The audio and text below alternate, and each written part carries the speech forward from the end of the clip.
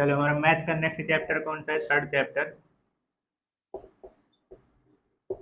Chapter है क्या? Pair of linear equation in two variable, ठीक है ना, मतलब द्वि चर राशि का रैखिक समीकरण। तो सबसे पहले तो तुम बताओ, यहाँ पे ये जो चर है, ये जो वेरिएबल बोल रहा है टू वेरिएबल, इसका मतलब क्या है? मतलब कुछ एग्जाम्पल ले लो। मतलब हम जो इसका इक्वेशन तैयार करेंगे उसमें हमारे कितने वेरिएबल रहेंगे? दो वेरिएबल रहेंगे।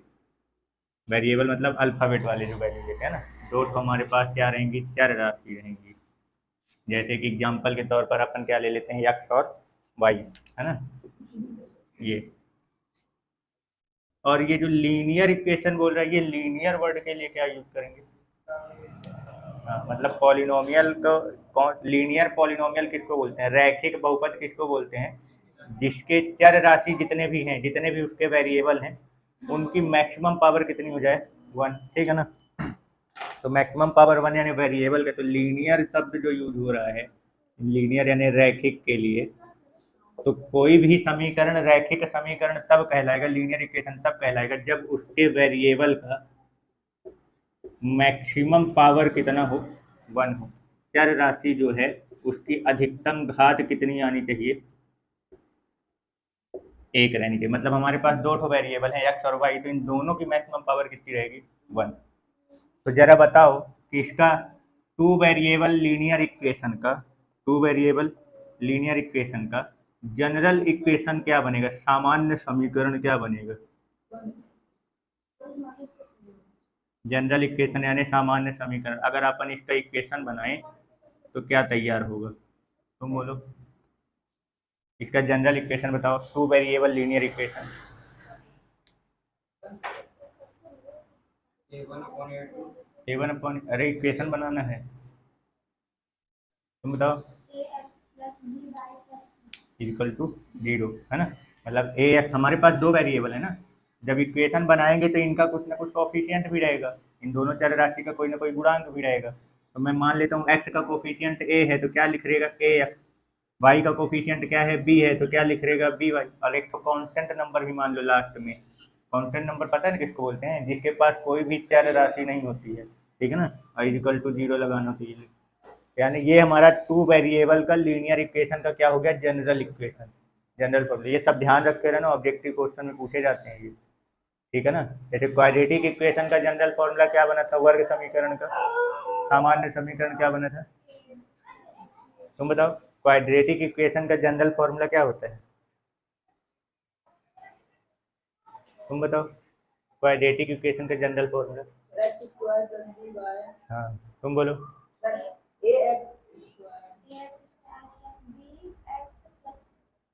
ठीक है ना।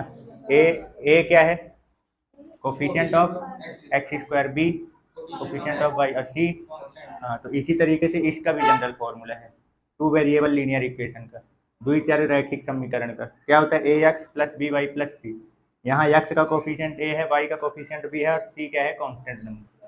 तो अगर अपन एग्जाम्पल बनाना चाहें, मान लो एक कुछ भी एग्जाम्पल बनाए, तो टू वेरिएबल लीनियर इक्वेशन का एग्जाम्पल, चलो एक तो तुम बोलो एग्जाम्पल इसका।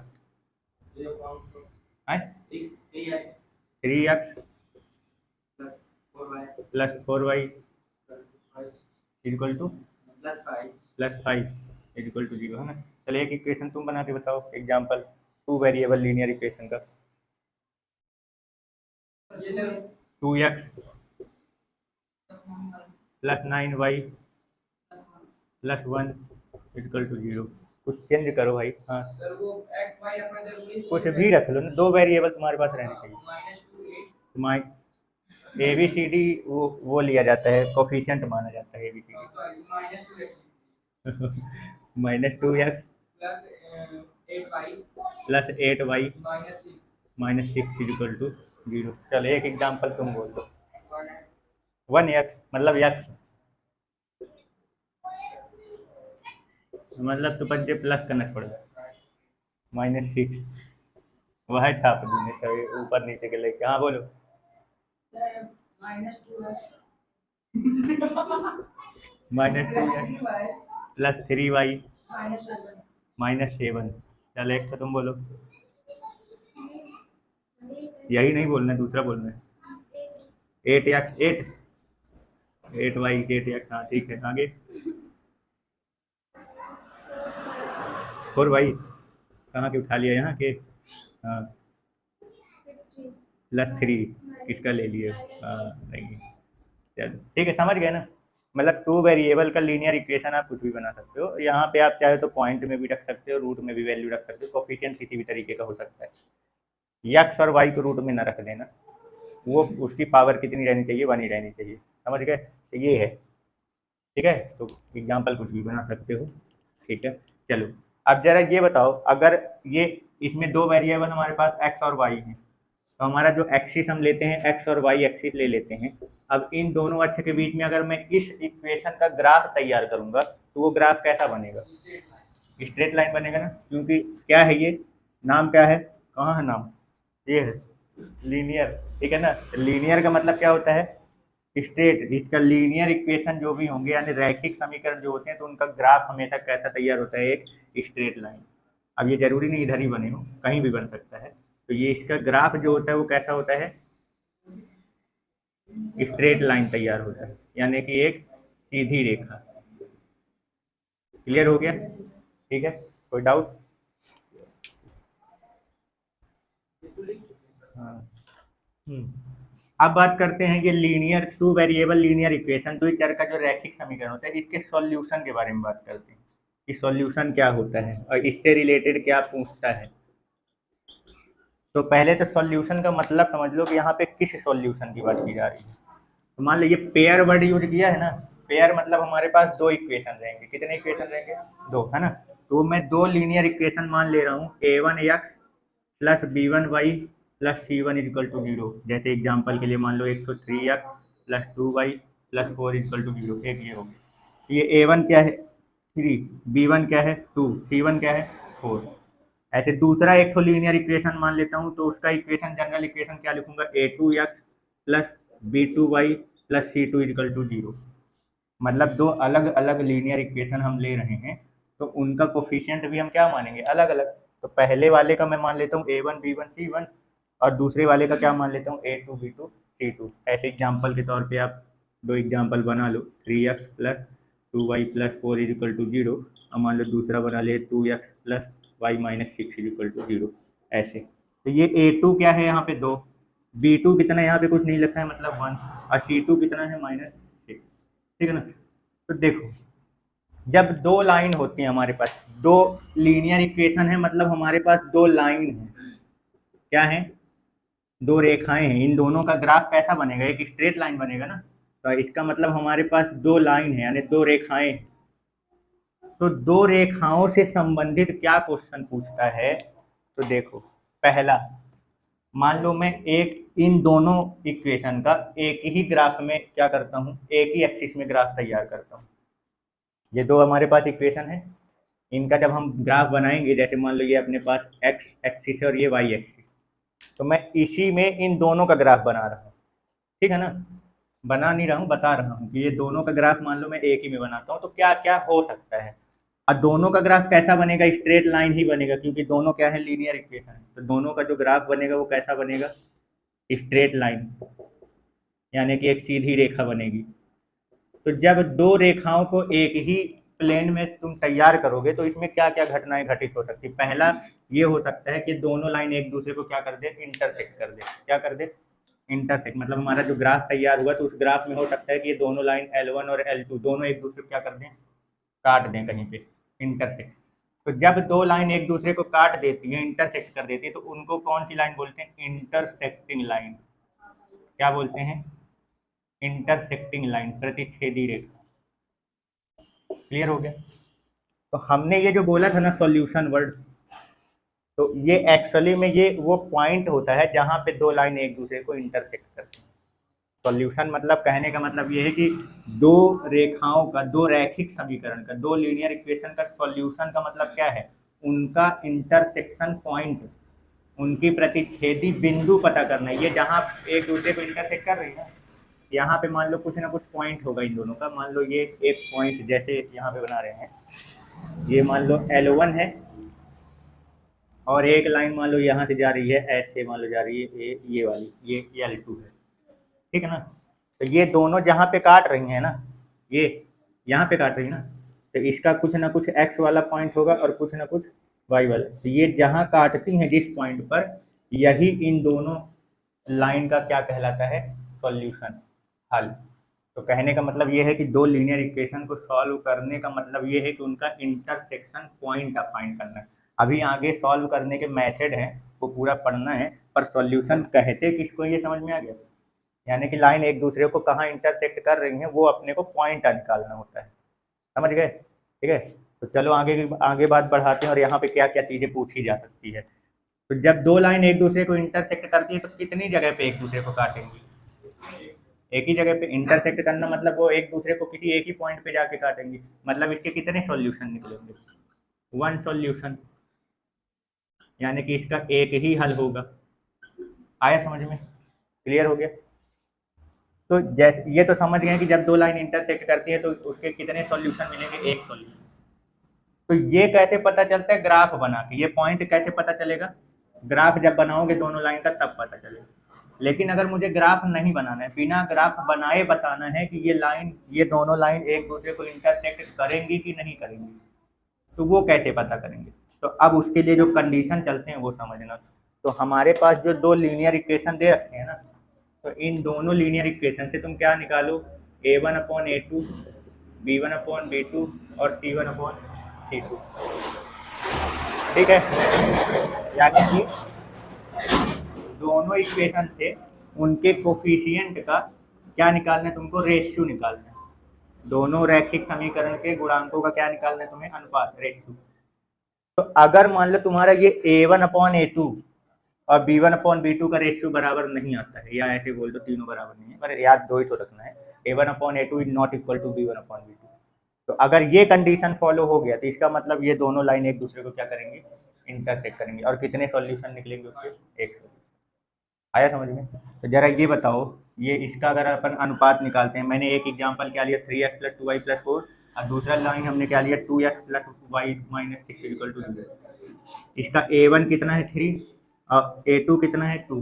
इनका रेशियो कितना आ रहा है, 3/2। b1 कितना है और b2 1, इसका रेशियो कितना आएगा, 2/1। क्या ये दोनों बराबर है, ये दोनों जब बराबर नहीं है तो इसका मतलब ये दोनों लाइन एक दूसरे क्या करेंगे, इंटरसेक्ट करेंगे, प्रतिच्छेद करेंगे।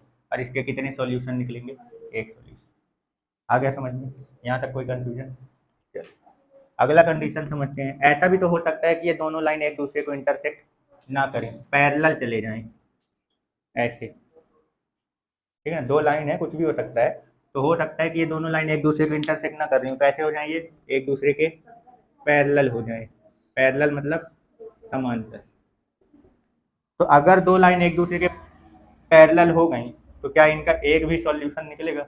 अब जब भी सॉल्यूशन वर्ड बोलूं तो तुरंत दिमाग में क्या आना चाहिए, इंटरसेक्शन पॉइंट, यानी उनका प्रतिच्छेद बिंदु जहां पे वो काट रहे हैं। तो पैरेलल लाइन होंगी तो क्या कहीं एक दूसरे को काटेंगे, इसका मतलब इनका एक भी सॉल्यूशन नहीं निकलेगा, नो सॉल्यूशन, यानी कि इनका कोई भी हल नहीं होगा। आया समझ में, क्लियर। तो अब जैसे मान लो मैंने, अब इसका क्या, अब इसको कैसे पहचानेंगे, क्या कंडीशन अप्लाई करेंगे, कैसे। इंटरसेक्शन का तो हो गया a1/a2 is not equal to b1/b2। Parallel का क्या कंडीशन है, ये दो ठो क्या कर दो, बराबर कर दो। a1/a2 बराबर रहेगा b1/b2 के, लेकिन लास्ट वाला अभी भी बराबर नहीं रहेगा। a1/a2 is equal to b1/b2 but not equal to c1/c2। अब जैसे मान लो यहाँ पे अपन एक एग्जाम्पल लिख रहे हैं, ये मैंने लिखा 6x, ये 4y। अब ये दोनों लाइन को देखो, इसका 3/6 करोगे तो कितना आएगा, a1/a2 निकालेंगे तो 3/6, और 3/6 करूंगा तो कट के कितना हो जाएगा, 1/2। ये b1 है, ये b2, इन दोनों का अनुपात निकालो, 1/2। ये 4 और 6, इन दोनों का अनुपात निकालो, लास्ट वाला बराबर नहीं है ना, 2/-3 आ रहा है। शुरू के दो बराबर हैं, a1/a2 और b1/b2 इक्वल हैं, लेकिन लास्ट वाला इक्वल नहीं है। इसका मतलब इन दोनों लाइन का जो ग्राफ तैयार होगा, इसके बीच में जो ग्राफ बनाओगे तो वो कैसा ग्राफ तैयार होगा, एक दूसरे के पैरेलल बनेगा। समझ गए, क्लियर हो गया, दो कंडीशन समझ में आए, ठीक है। चलो नेक्स्ट कंडीशन अपने पास क्या फंस सकता है, मान लो हम दो लाइन का ग्राफ तैयार कर रहे हैं, एक ग्राफ तैयार हुआ मान लो एक लाइन का, ठीक है ना, तो ये मान लो बन गया एक लाइन का ग्राफ ए बी मान लेता हूँ। अब मान लो दूसरे लाइन का जब मैं ग्राफ तैयार करूंगा तो वो दूसरे लाइन का ग्राफ उस पहले वाली लाइन में ही क्या है, बन रहा है, ठीक है ना, मतलब दोनों लाइन, दोनों इक्वेशन का ग्राफ जो है वो एक ही लाइन में आ रहा है। समझ में आया क्या बोल रहा हूँ? जैसे मान लो हमारे पास दो, ये पहला वाला लीनियर इक्वेशन है, जब इसका हम ग्राफ तैयार किए तो ये मान लो यहाँ पे ग्राफ बन गया। अब फिर जब दूसरे वाले का हम ग्राफ बनाना तैयार किए तो दूसरे वाले का भी ग्राफ इसी लाइन के ऊपर जा रहा है, मतलब दोनों लाइन का ग्राफ, दोनों इक्वेशन का ग्राफ एक ही लाइन में बन रहा है। तो इस तरीके के कंडीशन को ऐसे लाइन को क्या बोलते हैं, कोइंसिडेंट लाइन बोलते हैं, मतलब समपाती रेखा। तो अब ये बताओ सॉल्यूशन, सॉल्यूशन किसे कहते हैं, जहां पे दो लाइन एक दूसरे को क्या कर रही हो, मिल रही हो या इंटरसेक्ट कर रही हो, है ना।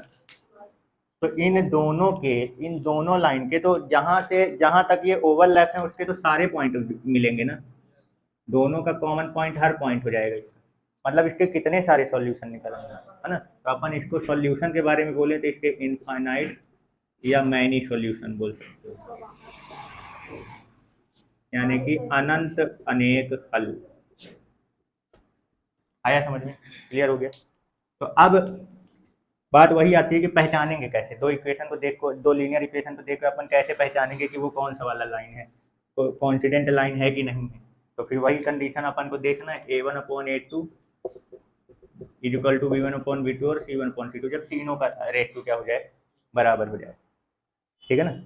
जब तीनों का रेशियो क्या हो जाएगा, इक्वल हो जाएगा, तो उन दोनों इक्वेशन का जो ग्राफ तैयार होगा वो एक ही लाइन में आएगा, यानी कि जो दोनों दो लाइन तैयार होंगे वो कैसी लाइन होंगी, कॉन्सिडेंट लाइन, समपाती रेखाएं, ठीक है। तो जैसे एक एग्जांपल देखते हैं, तो मान लो अपन इसमें क्या रख देते हैं, एक ये, अब जरा इसको देखो, इसका रेशियो निकालो, 3/6 करोगे तो 1/2, 2/4 करोगे तो 1/2 एंड 4/8 करोगे तो 1/2, यानी a1/a2 b1/b2 और c1/c2 तीनों का मान क्या आ रहा है, बराबर आ रहा है।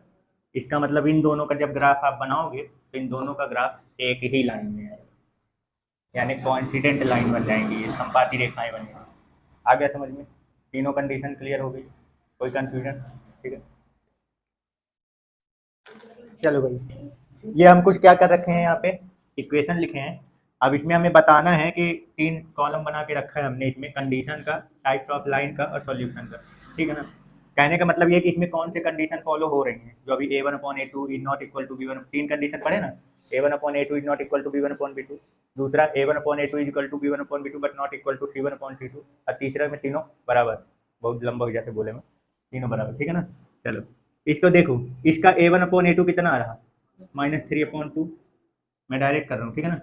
इसका b1/b2 कितना आएगा, 4/6 करूंगा तो 2/3, पहले नॉन इक्वल हो गए, तो इसका मतलब ये कौन सा कंडीशन फॉलो कर रहा है, a1/a2 is not equal to, है ना, ये पहला वाला a1 है, ये a2, तो a1/a2 is not equal to b1/b2।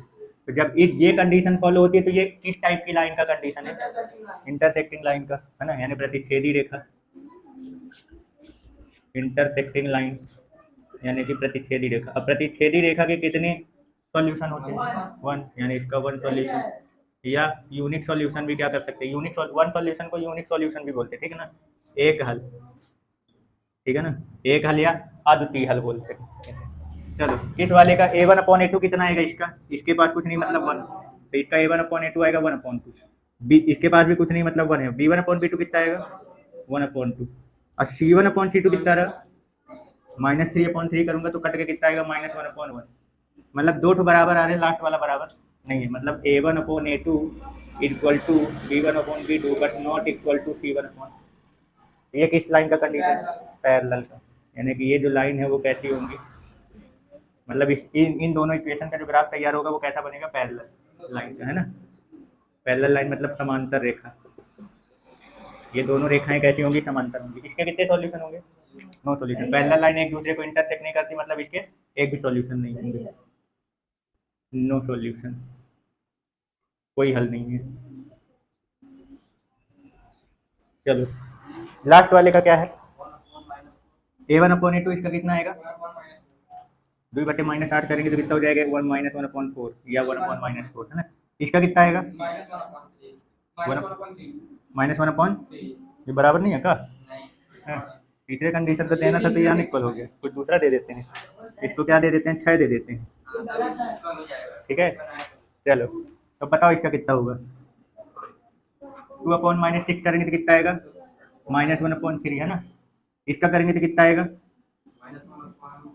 नहीं उठे, गलत का है, एक है वो माइनस करा। इसका कितना हो जाएगा, इसका भी -1/3। ये C1/C2 निकालेंगे तो 7/-21 करूंगा तो इसका भी कितना आएगा, -1/3 है ना। 2/-6 ये 2 से काटेंगे, 2 एकम तो 2 3 6, तो A1/A2 कितना है, -1/3। इसमें माइनस और ये प्लस में है तो प्लस माइनस माइनस में आएगा, और 4/12 करूंगा तो 4 3 12, 4 एकम 4, 4 3 12, इसका भी कितना आएगा, -1/3 B1/B2। और C1/C2 7/-21, 7 एकम 7, 7 1 1, -1/3, तीनों बराबर आ गए ना। मतलब ये कौन से कंडीशन को फॉलो कर रहा है, last A1/A2 equal to B1/B2 equal to C1/C2। और जब तीनों क्या हो जाए, रेशियो बराबर हो जाए, तो ये कौन सी लाइन होती है, कोइंसिडेंट लाइन है ना, यानी कि संपाती रेखा। और संपाती रेखा के कितने हल होते हैं, इनफाइनाइट मैनी सॉल्यूशन, सही है, इनफाइनाइट मैनी सॉल्यूशन यानी अनंत हल होंगे। यहाँ तक क्लियर, ठीक है। ये जो चौथा कॉलम छोड़ रखा हूँ ये किसके लिए है, एक कंसिस्टेंट और इनकंसिस्टेंट लाइन के लिए है। इन्हीं में से पूछता है, यही कंडीशन में से पूछेगा कि इसमें से कौन सी लाइन कंसिस्टेंट है और कौन सी लाइन इनकंसिस्टेंट है, यानी संगत और असंगत, कंसिस्टेंट या इनकंसिस्टेंट, यानी कि संगत है कि असंगत रेखा। तो ये कैसे बताया जाएगा, तो देखो, अगर किसी भी लाइन का एक भी हल निकल गया तो उसको आप कंसिस्टेंट में रखोगे, किसमें रखोगे, कंसिस्टेंट में यानी संगत रेखा में। और अगर एक भी हल नहीं है तो उसको किस में रखोगे, इनकंसिस्टेंट में।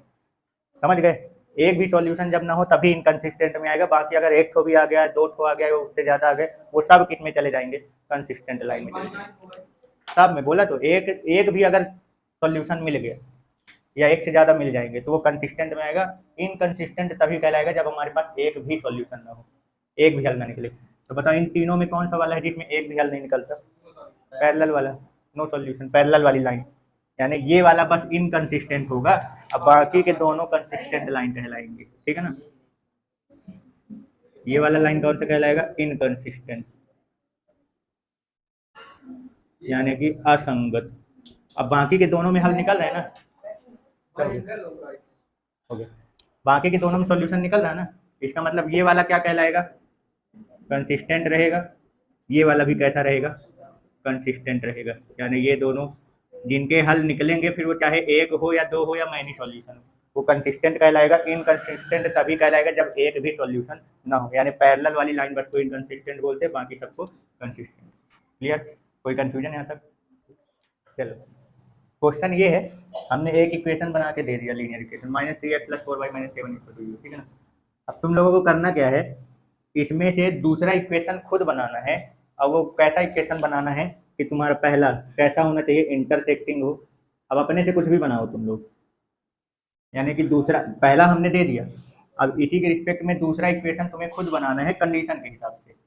तो पहला कंडीशन मैंने दे रखा कि ऐसा बनाओ दूसरा इक्वेशन कि ये और दूसरा वाला जो इक्वेशन है वो कैसा लाइन आना चाहिए, इंटरसेक्टिंग हो, प्रतिच्छेदी रेखा हो, मतलब जो तीन कंडीशन है वही। दूसरा बनाओ कौन सा, पैरेलल लाइन आए, यानी कि समांतर हो। और तीसरा क्या बनाओ, कोइंसिडेंट का बनाओ, यानी कि संपाती। अब बनाना इसी के रिस्पेक्ट में, पहला वाला फिक्स है, ये दूसरा हाँ कुछ भी बनाओ, लेकिन जो कंडीशन है वो फॉलो होना चाहिए कंडीशन। क्वेश्चन समझ में आ गया, ठीक है। तो चलो बनाना चालू करो, बोलो, मैं यहाँ पे लिखता हूँ, जिससे पूछूंगा वो बताएगा। बता नहीं रहा हूँ, बताओ, मतलब तुम लोग बताओ। चलो पहला इक्वेशन है, दूसरा इक्वेशन बोलो जिससे कि इंटरसेक्टिंग बने। क्या लिखूं, अरे इक्वेशन बनाना है, -2x प्लस वाई -8, ठीक। तो देखो ये दोनों लाइन इंटरसेक्टिंग कहलाएंगी कि नहीं, तो कंडीशन देख लो, a1/a2 -3/-2 है, तो माइनस माइनस कैंसिल होकर कितना आएगा 3/2। अब b1/b2 कितना है 4/1, तो यानी 4/1 बराबर नहीं है ना, मतलब ये इंटरसेक्टिंग है। चलो तुम एक एग्जांपल बोलो। हाँ बोलो। इसी का ये इसका नहीं बताना, इंटरसेक्टिंग का ही बताओ पहले, पर ये वाला मत बताना, दूसरा इक्वेशन बोलो। -4x प्लस 2y -9, मतलब इसका a1/a2 कितना आ रहा है 3/4, माइनस माइनस कट जाएगा ना। अब b1/b2 कितना आएगा 2/1 आएगा, बराबर नहीं आ रहा ना, मतलब इंटरसेक्टिंग। मतलब समझ रहे हो, दूसरा इक्वेशन बनाने बोल रहे कुछ भी बना दो, बस कंडीशन तुम्हारा क्या जो बोल रहा है वो अप्लाई हो जाना चाहिए। तो इंटरसेक्टिंग का कंडीशन क्या होता है, a1/a2 is not equal to b1/b2, मतलब दूसरे में तुमको x और y का कोफिशिएंट ऐसे लेना है कि इनका रेशियो जो है वो बराबर ना आए। समझ गए, कोनो कंफ्यूजन? चलो तुम बोलो पैरेलल का एग्जांपल, पहला इक्वेशन यही है, इसका पैरेलल का एग्जांपल बोलो। 6x -8y -3। चलो ठीक है, तो देखते हैं भाई, -3/6 करूंगा तो कितना आएगा -1/2, 4/-8 करूंगा तो इसका भी -1/2, -7/-3 करूंगा तो माइनस माइनस कैंसिल हो गया 7/3। a1/a2 इक्वल टू b1/b2 आ रहा ना, और लास्ट वाला बराबर नहीं है, c1/c2 इज नॉट इक्वल, इसका मतलब ये क्या है, दोनों पैरेलल बनाएंगे। चलो एक एग्जांपल तुम बोलो पैरेलल का, इसके साथ पैरेलल लाइन बने, यही बोलोगे क्या? -6x -8y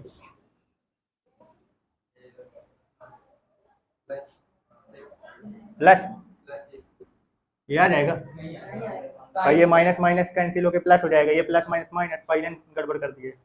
और दूसरा बताओ, तुम बोलो बोलो बोलो। पैरेलल आए, दूसरा ऐसा इक्वेशन बोलो कि जो इसका पैरेलल है। भाई पैरेलल के लिए क्या करना होता है, a1/a2 और b1/b2 बराबर करना होता है, तो इसमें ऐसा बोलो कि दोनों का रेशियो बराबर है। टाइम खत्म। हाँ तुम बोलो। 9x माइनस, पकड़ तो ले गए, माइनस 7। ठीक है, तो देखो इसका रेशियो निकाले, a1/a2 का कितना आएगा, -3/9 करेंगे तो -1/3, 4/-12 करेंगे तो इसका भी -1/3 आएगा, और ये वाला कट जाएगा 1 बचेगा, यानी इसका a1/a2 और b1/b2 बराबर आ रहा है ना, लेकिन c1/c2 बराबर नहीं है, मतलब ये दोनों भी कैसी लाइन है, पैरेलल। चलो तुम बोलो एक एग्जांपल पैरेलल का। बोलवा तब ना लिखा। 15x माइनस 20y प्लस, अरे भी लिखना है, अरे भी लिखना है 12। चलो -3/15, a1/a2 निकालेंगे, -3/15 करेंगे तो कितना आएगा -1/5, b1/b2 4/-20 करोगे तो इसका भी -1/5, और -7/12 करोगे तो -7/12 रहेगा। तो ये a1/a2 बराबर है b1/b2 के, लास्ट वाला c1/c2 जो है वो बराबर नहीं है, इसका मतलब ये भी कैसा है, पैरेलल। मतलब जब बराबर करना होता है तो पता है क्या करते हैं, टेबल पढ़ लो, लेकिन दोनों का टेबल एक ही जाना चाहिए, जैसे 3 का 3 5 जब 15 किया तो 4 5 जब 20, लास्ट वाला बराबर नहीं करना है तो उसको 5 बार ना पढ़ देना, उसको दूसरा पढ़ दो। समझ गए? अब जब कॉन्फिडेंट में तीनों बराबर करना होता है ना, तो तीनों का एक ही पहाड़ पढ़ना है तुमको। समझ गए लॉजिक? तीनों का एक ही बार में पहाड़ पढ़ दो। चलो बोलो तुम, बोलो। कॉन्फिडेंट लाइन का एग्जांपल बनाना है, इसका तो बताओ क्या लिखें, बहुत टाइम मत लगाना, नहीं बता पाओगे? अरे हाँ बोलो, हाँ बोलो बोलो। -6x प्लस 6x, ये लो प्लस 6x माइनस, पूरा बोला ना 8 भाई, हाँ तो पूरा बोला -8y प्लस 14। हाँ ये देखो, इसका 3 2 जा 6 -1/2, 4 2 जा 8 -1/2, -7/14 कर 7 2 जा 14 माइनस कर देंगे, -1/2 आ रहा सब में, मतलब बराबर हो गया ना। तो सारे बराबर हो जाते हैं तो कौन सा कहलाता है, मतलब सबका एक एक टेबल बराबर पढ़ना है। चलो तुम बोलो। हाँ कॉन्फिडेंट का एग्जांपल बनाना।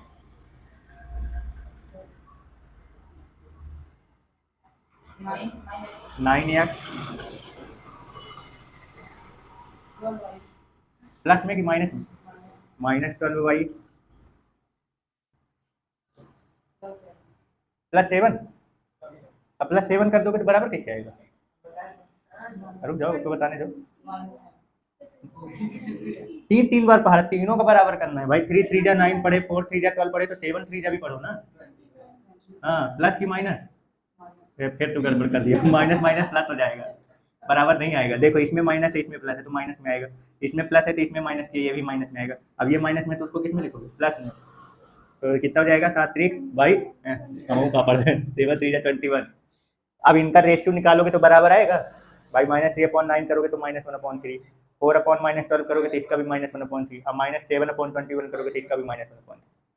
समझ गए? तो क्लियर हो गया।